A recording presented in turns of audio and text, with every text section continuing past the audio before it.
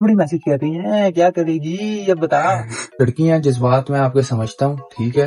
मैं कभी किसी की फीलिंग्स का मजाक नहीं उड़ाता, ना मैं अभी किसी की फीलिंग्स का मजाक उड़ा रहा हूँ। मैं हमारे ताल्लुकात बन सकते हैं, ताल्लुकात भी नहीं अपनाइए तो उनकी नजर आ रही होती है कि मुझे तरसाएगा ना, इसलिए आता हूँ ताकि तू भी ना तरसे। फिर शादी करूंगा, पता भी नहीं है कि मेरे लिए जो है ना कोई नस काट रहा है तो कोई कुछ कर रहा है। तुम्हारी अस्सलाम वालेकुम। तो भाई क्या हाल चाल आपका, ठीक है, खैरियत से हैं। देखें जब बीवी नहीं होती ना तो फिर कमरे का हाल कुछ ऐसा होता है। ठीक, आज जो है ना बहुत जरूरी काम करने जा रहे हैं, ठीक है, चलते हैं, आप लोग भी साथ चलें। अभी सो के उठा हूँ, नाश्ता किया है, लेकिन आज इतवार था तो बहुत ज्यादा लेट हो गया, तो अभी रेडी होते हैं। समझ लें कि आज जो है ना एक यानी कि जिम्मेदारी थी, वो जिम्मेदारी आज इंशाल्लाह पूरी हो जाएगी। तो जब सुबह उठता हूँ ना मैं सिर्फ कुल्ली करता हूँ और कुल्ली करने के बाद नाश्ता कर लेता हूँ। तो आप लोग बताओ कि जो दांत है वो पहले साफ करने चाहिए या नाश्ते के बाद साफ करने चाहिए। मैं तो नाश्ते के बाद करता हूँ।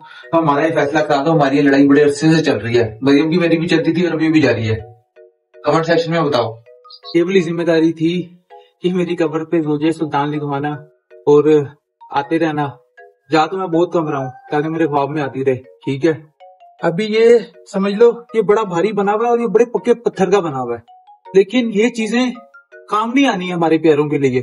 हमारे प्यारों के लिए वो काम आनी है जो हम अब उनके लिए सदका जारिया करेंगे। अब ये देख के ही ना रोना आ जाता है। चलो वहीं चल के मिलते हैं, कोशिश करेंगे कि आज ही फिक्स हो जाए। पंजाब में ये काम अच्छा हो रहा है कि साफ सफाई वाला ना। अस्सलाम वालेकुम, यार कबूल भी कर लिया है। तो आपको सबसे मजे की बात बताऊं, हम लोग कतबा तो ले रहे हैं लेकिन हमें ये नहीं पता कि इसको लगाना कैसे है, ठीक है। और ना हमें यहाँ पे वो बंदा मिल रहा है कि जिससे हम कहेंगे यार ये हमने कतबा लगाना है। तो अभी पूरे कब्रिस्तान में उसको ढूंढते हैं। मरियम आजकल ना मुझे एक तो बहनें बन के मैसेज कर रही हैं और दूसरा लड़कियां धड़ाधड़ मैसेज कर रही हैं। आपको पता है ये बात इंशाल्लाह अल्लाह पाक उस तक पहुंचाएगा और रात को ना मेरे बाल नोचने आएगी ख्वाब में। लेकिन हमने मायूस नहीं होना। और दूसरा देखो आपके भाई ने रोना छोड़ दिया, सिर्फ किस लिए, आप लोगों के लिए रोना छोड़ दिया ताकि कोई मजाक ना बनाए। जब कोई इंसान मरने वाला होता है ना तो अल्लाह पाक उसके ना मुंह से बहुत सी चीजें निकलवाना शुरू कर देता है। यानी कि जब मेरी वालदा फौत हुई ना तो उन्होंने एक रात पहले शेर लिखा, बिल्कुल ठीक थी, कि मुझे जिंदगी की दुआ ना दो, मुझे जिंदगी की तमन्ना नहीं। वो शेर ना बड़ा प्यारा था, तो वो मैं आपके साथ शेयर करूंगा। इसी तरह मरियम ने देखो 1-2 दिन पहले लिखा है कि सुल्तान मेरे कदबे पे जोजे सुल्तान लिखवाना, ठीक है, और कब्र पे आते रहना, फूल डालना। यार अकल से बालातर बातें हैं कि अल्लाह पाक कैसे मुंह से निकलवा रहा होता है और इंसान को पता भी नहीं होता कि वो अपने प्यारे को इतनी जल्दी खोने वाला है। अच्छा आप लोग ना यार ये कब्रों के बारे में बताओ। मुझे तो सादी कब्र बहुत ज्यादा खूबसूरत लगती है। आप लोगों में से ना कई जो है ना मुफ्ती कराम, सोशल मीडिया के छोटे छोटे मुफ्ती कराम, कि भाई आवाज का पर्दा होता है, आवाज का ये होता है। यार जाके थोड़ी सी रिसर्च करो और मुंह उठा के कुछ भी बोल देना। डर क्यों रहे हो?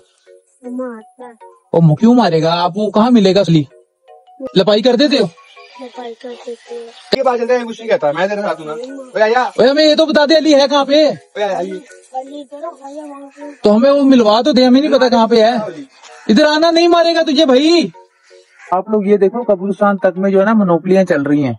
ये छोटे छोटे बच्चे हैं, मैं देखता हूँ यार ये लोग पढ़ाई नहीं कर रहे, पता नहीं कितने को मजबूर हैं इनके घर वाले कि इनको कब्रिस्तान छोड़ा हुआ है। इस उम्र में हम लोग कब्रिस्तान आने से डरते होते थे और ये लोग रोज यहाँ पे मुर्दे उतरते देखते हैं, ठीक है। फिर उसके बाद ये कब्रों की लपाइयां कर रहे होते हैं।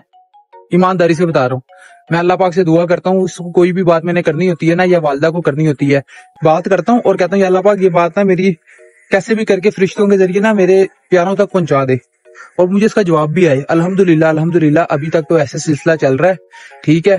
तो अगर आप लोगों को ये बात नहीं पता तो आप लोग भी जरूर इस तरह करके देखो, इंशाल्लाह आपको अच्छा फीडबैक मिलेगा। और मरियम को देखना अल्लाह पाक के पैगाम पहुंचाएगा कि आजकल सुल्तान बड़ा तैयार तीर होके फिरता है। देखो घड़ी भी पहनी हुई है, नए नए कपड़े निकाल के पहनने हैं, रोज जूते पहन के ऑफिस जाना है मम्मी डैडी बन के।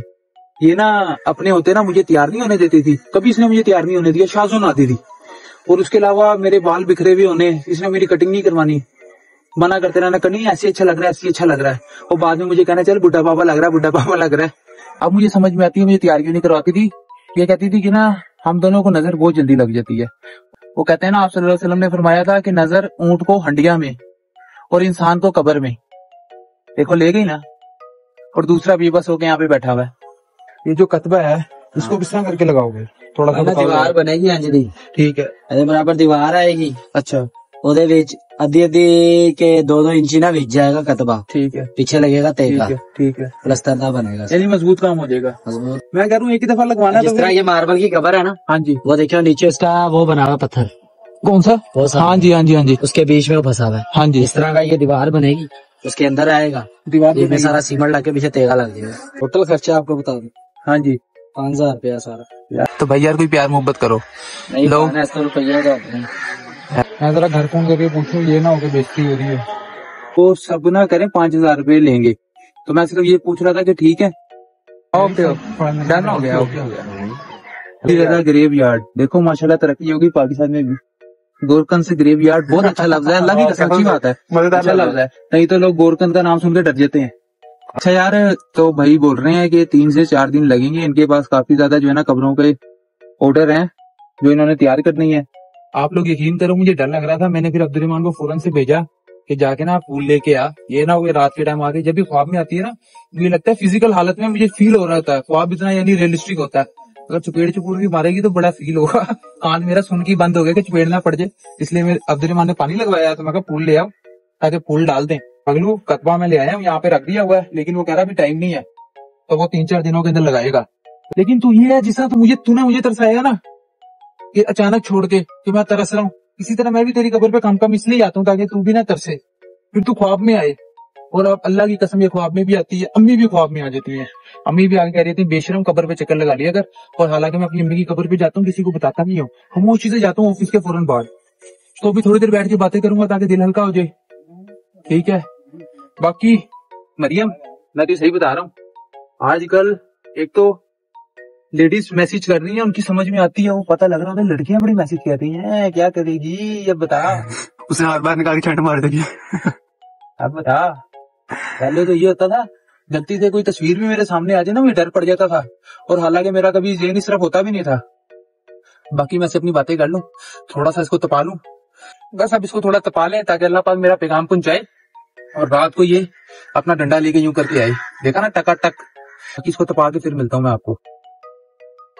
तो भाई आप लोगों से ना बहुत ज्यादा जरूरी बात करनी थी। जरूरी बात ये करनी थी यार, खुदा का वास्ता है, ठीक है, मेरी हंसी पे ना जाना। मुझे हंसी चीज की आ रही है कि देखो ना मैं कोई इतना खूबसूरत हूँ, ना मैं कोई लैंडलॉर्ड का बच्चा हूँ, ठीक है। अजान हो रही है, अजान के बाद बात करते हैं। ये अजान हो गई है, तो मैं आप लोगों से ये बात कर रहा था कि जो है ना यार, जैसी मरियम फोत हुई है, ठीक है, उससे पहले भी मैंने अपना व्हाट्सएप नंबर शेयर किया हुआ था, ठीक है। पहले भी ऑर्डर्स वगैरह के लिए मैसेज आते थे, वैसे ही सब्सक्राइबर्स के मैसेज आते थे।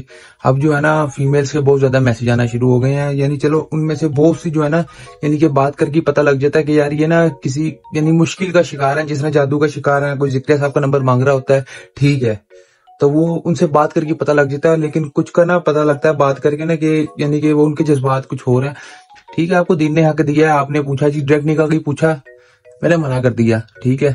फिर उसके बाद क्या कहते हैं, आगे से अब्दुर्रहमान से फिर पूछना कि उस अब्दुर्रहमान ने कह दिया कि जो है ना पता नहीं इनको कितना टाइम लगेगा निकलने में, 2 साल 2.5 साल, तो वो आगे से गारंटियां मांगते हैं, मैं गारंटी दो 2-2.5 साल बाद जो है ना कहते हैं कि शादी करेंगे। यार खुदा का वास्ता है, ना करो मेरे साथ ज्यादती वाला मामला, ठीक। अभी मेरी बेगम को फोत हुए, जो मेरी जिंदगी थी, ठीक, जिसके गिर्द मेरी जिंदगी घूमती थी, जिसको मैंने इतना टाइम लगा के हासिल किया।